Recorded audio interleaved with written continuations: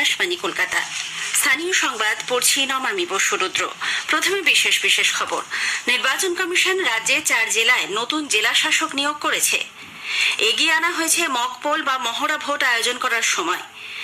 রাজ্যপাল অগণতান্ত্রিকভাবে আসন্ন লোকসভা নির্বাচনের ওপর হস্তক্ষেপ করতে চাইছেন বলে নির্বাচন কমিশনে অভিযোগ জানিয়েছে তৃণমূল কংগ্রেস। নিয়োগ দুর্নীতি মামলায় ধৃত সরকারি কর্তাদের বিরুদ্ধে বিচার প্রক্রিয়া শুরুর অনুমোদন না মেলায় রাজ্যের মুখ্য সচিবের কাছ থেকে বিস্তারিত রিপোর্ট চেয়েছে কলকাতা হাইকোর্ট।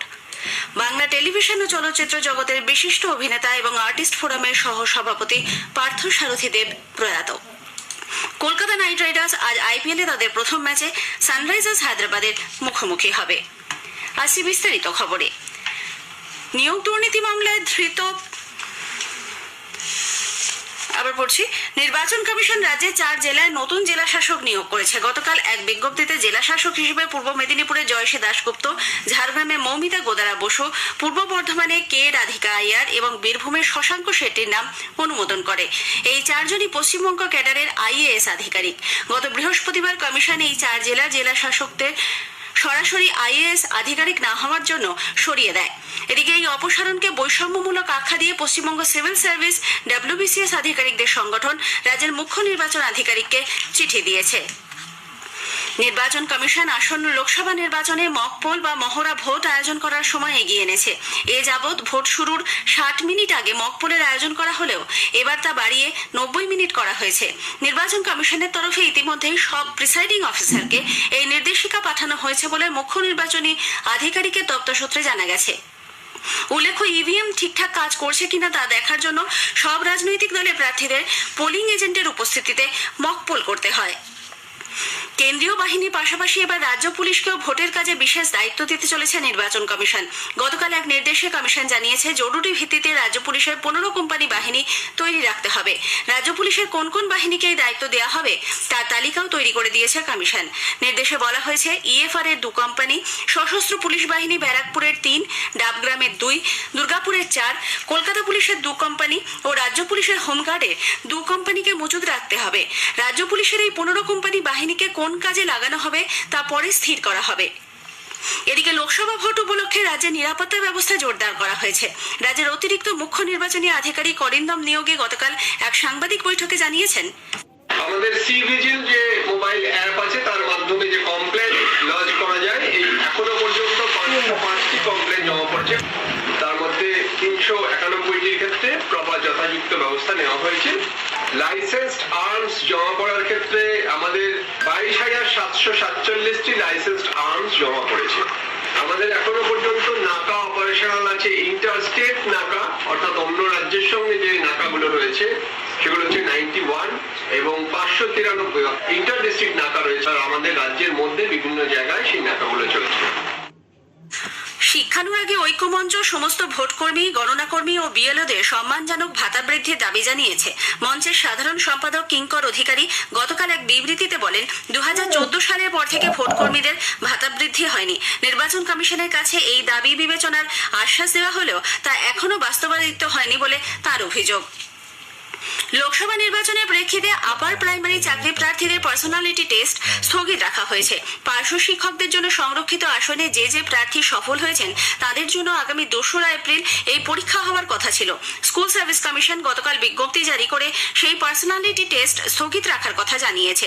ভোটের কারণেই এই সিদ্ধান্ত বলে জানানো হয়েছে। বিষয়টি নিয়ে স্কুল সার্ভিস কমিশন ইতিমধ্যেই নির্বাচন কমিশনকে চিঠি পাঠিয়েছে।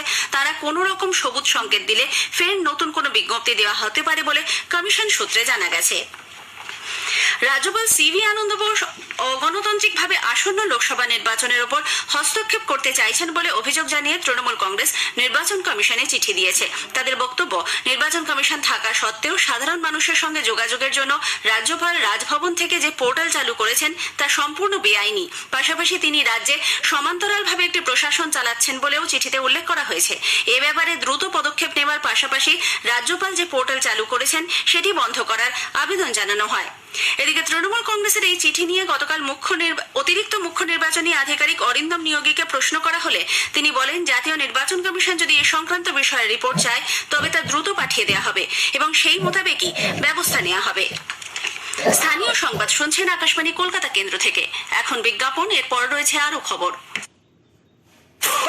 5 বছর ধরে আমাদের থেকে দিল্লির জমিদাররা 4,60,000 কোটি টাকা কর হিসেবে নিয়ে গেছে, অথচ আমাদের হকের 1,60,000 কোটি টাকা জোর জবরদস্তি আটকে রেখেছে। আপনার কি মনে হয় এটা ঠিক?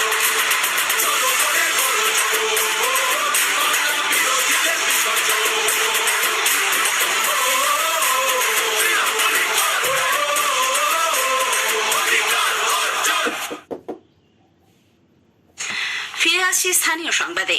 নিয়োগ দুর্নীতি মামলায় ধৃত সরকারি কর্তাদের বিরুদ্ধে বিচার প্রক্রিয়া শুরুর অনুমোদন না মেলায় রাজ্যের মুখ্য সচিবের কাছ থেকে বিস্তারিত রিপোর্ট চেয়েছে কলকাতা হাইকোর্ট। দুই বিচারপতি জয়মাল্য বাগচি এবং গৌরাঙ্গ কান্তের ডিভিশন বেঞ্চে গতকাল সিবিআই জানায় 2022 সালের শেষের দিকে স্কুলে নিয়োগ দুর্নীতি মামলায় অভিযুক্ত সুবীরেশ ভট্টাচার্য, অশোক কুমার সাহা প্রমুখ সরকারি আধিকারিকের বিরুদ্ধে বিচার প্রক্রিয়া শুরু করতে চেয়ে সরকারের অনুমোদন চাওয়া হয়েছিল, কিন্তু তা পাওয়া যায়নি। আগামী 3রা এপ্রিল মামলার পরবর্তী শুনানি। ওই দিন মুখ্য সচিবকে এ ব্যাপারে জানানোর নির্দেশ দিয়েছে হাইকোর্ট। শিক্ষাক্ষেত্রে নিয়োগ দুর্নীতির তদন্তে ইডি গতকাল রাজ্যের ক্ষুদ্র ও কুটির শিল্প মন্ত্রী চন্দ্রনাথ সিংহর বোলপুরের বাড়িতে তল্লাশি চালিয়েছে। গতকাল সকাল 9:45 নাগাদ ইডি আধিকারিকরা সেখানে পৌঁছে যান। সে সময় বাড়িতে ছিলেন না মন্ত্রী। খবর পেয়ে তিনি বোলপুর ফেরেন। তল্লাশি শেষে মন্ত্রীর মোবাইল ফোন এবং বেশ কিছু নথিপত্র সিজ করা হয়। প্রায় 14 ঘন্টা ধরে চলে এই তল্লাশি। পরে চন্দ্রনাথ বাবু সাংবাদিকদের বলেন, যা জিজ্ঞেস করা হয়েছে সে ব্যাপারে তিনি সহযোগিতা করেছেন। একই সঙ্গে কলকাতার আরও 5টি জায়গায় চালানো হয় অভিযান। উল্লেখ্য, নিয়োগ দুর্নীতি কাণ্ডে ধৃত বলাকরের বহিষ্কৃত তৃণমূল কংগ্রেসের যুব নেতা কুন্তল ঘোষকে জিজ্ঞাসাবাদ করেই চন্দ্রনাথ সিংহের নাম উঠে আসে। অন্যদিকে আয়করে গরমিলের অভিযোগে রাজ্যের বিদ্যুৎ মন্ত্রীর অরূপ বিশ্বাসের ভাই স্বরূপ বিশ্বাসের বাড়িতে আয়কর দপ্তরের আধিকারিকরা গত 72 ঘন্টা ধরে তল্লাশি চালিয়ে বেরিয়ে গেছেন। গত বুধবার থেকে টানা এই তল্লাশি অভিযান চলে। বেশ কিছু নথিপত্র তারা সঙ্গে নিয়ে যায়, তবে গুরুত্বপূর্ণ তেমন কিছুই পাওয়া যায়নি বলে স্বরূপ বাবুর দাবি। গার্ডেন রিজে বেআইনি নির্মীয়মান বহুতল ভেঙে 11 জনের মৃত্যুর পর অবৈধ নির্মাণ রুখতে কড়া পদক্ষেপ নিল কলকাতা পুরসভা। পুরভবনে গতকাল বিল্ডিং বিভাগের শীর্ষ আধিকারিক সহ সব স্তরের ইঞ্জিনিয়ার, পুলিশ কর্তা ও আইন বিশেষজ্ঞদের নিয়ে বৈঠক করেন মেয়র ফিরহাদ হাকিম। বৈঠকে স্থির হয়েছে পুরসভা সাব অ্যাসিস্ট্যান্ট ইঞ্জিনিয়াররা প্রতিটি ওয়ার্ডে বেআইনি নির্মাণের বিষয়টি নিয়মিত তদারকি করবেন।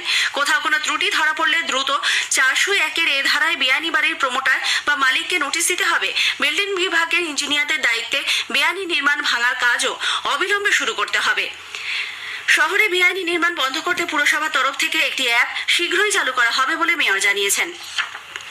এদিকে ওই ঘটনায় ইঞ্জিনিয়ারদের বিরুদ্ধে যে শাস্তিমূলক ব্যবস্থা গ্রহণ করা হয়েছে, KMC engineers and allied service association তার তীব্র বিরোধিতা করেছে। বাংলা টেলিভিশন ও চলচ্চিত্র জগতের বিশিষ্ট অভিনেতা এবং আর্টিস্ট ফোরামের সহ সভাপতি পার্থ সারথী দেব প্রয়াত। গতকাল রাত 12টা নাগাদ তিনি শেষ নিঃশ্বাস ত্যাগ করেন। 68 বছর বয়সী এই অভিনেতা গত কয়েকদিন ধরেই ফুসফুসের সংক্রমণ নিয়ে হাসপাতালে ভর্তি ছিলেন। রাখা হয়েছিল ভেন্টিলেশনে। অভিনেতার মরদেহ আজ দুপুর 12টার সময় টেকনিশিয়ান স্টুডিওতে আনা হবে। শিল্পী ছাড়াও সাধারণ মানুষ সেখানে তাকে শেষ শ্রদ্ধা জানাতে পারবেন। উল্লেখ্য, সম্প্রতি বগলা মামা যুগ যুগ জিও এবং রক্তবীজ ছবিতে তাকে দেখা যায়। অভিনয় করেছেন একাধিক জনপ্রিয় বাংলা সিনেমা, সিরিয়াল এবং সিরিজে। পূর্ব রেলের কাটোয়া ও গঙ্গাটুকুরি স্টেশনের মধ্যে এবং আজিমগঞ্জ স্টেশনে সাবওয়ে নির্মাণের কাজের জন্য ব্যান্ডেল কাটোয়া আজিমগঞ্জ শাখায় আজ ট্রাফিক ও পাওয়ার ব্লক থাকছে। সেই কারণে আজ ও আগামীকাল ওই শাখায় বেশ কয়েকটি লোকাল ট্রেন বাতিল করা হয়েছে। পূর্ব রেলের মুখ্য জনসংযোগ আধিকারিক কৌশিক মিত্র জানিয়েছেন, মোট 13টি ইএমইউ লোকাল বাতিল থাকবে, যেগুলি আজিমগঞ্জ, কাটোয়া, নিমতিতা, আহমেদপুর ছাড়ার কথা ছিল। এছাড়া 3টি ট্রেনে যেমন Ganadevata express, Azimganj Malda town passenger, Azimganj Bhagalpur passenger ছাড়ার সময়ে কিছুটা পরিবর্তনও করা হয়েছে এবং রামপুরহাট ও কাটোয়া প্যাসেঞ্জার কাটোয়া পর্যন্তই যাবে।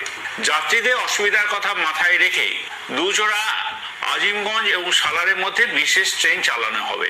স্পেশাল ট্রেনগুলি আজিমগঞ্জ থেকে ছেড়ে যাবে সকাল 8:55 ও 12:30 এবং সালার থেকে ছাড়বে 10:40 এবং 2:15। 24শে মার্চ আজিমগঞ্জ থেকে একটি ইএমইউ লোকাল বাতিল করা হয়েছে, যেটি হলো 03042। ইডেনে আজ কলকাতা নাইট রাইডার্স এবারের আইপিএলে তাদের প্রথম ম্যাচ খেলবে সানরাইজার্স হায়দ্রাবাদের বিরুদ্ধে। খেলা শুরু হবে সন্ধ্যে 7:30টায়। দর্শকদের সুবিধার্থে মেট্রো রেল খেলার শেষে 2টি অতিরিক্ত ট্রেন চালাবে। এসপ্ল্যানেড স্টেশন থেকে রাত 12:15 একটি ট্রেন যাবে দক্ষিণেশ্বর এবং অন্যটি কবি সুভাষ অভিমুখে। খেলাকে ঘিরে স্টেডিয়াম চত্বরের নিরাপত্তা ব্যবস্থা জোরদার করা হয়েছে। ক্রীড়া প্রেমীদের মধ্যে উন্মাদনা তুঙ্গে। শেষ করার আগে স্থানীয় সংবাদের বিশেষ কিছু অংশ আরও একবার। নির্বাচন কমিশন রাজ্যের 4 জেলায় নতুন জেলা শাসক নিয়োগ করেছে। এগিয়ে আনা হয়েছে মকপল, বা মহড়া ভোট আয়োজন করার সময়। বাংলা টেলিভিশন ও চলচ্চিত্র জগতের বিশিষ্ট অভিনেতা এবং আর্টিস্ট ফোরামের সহ সভাপতি পার্থ সারথী দেব প্রয়াত। স্থানীয় সংবাদ শেষ হলো।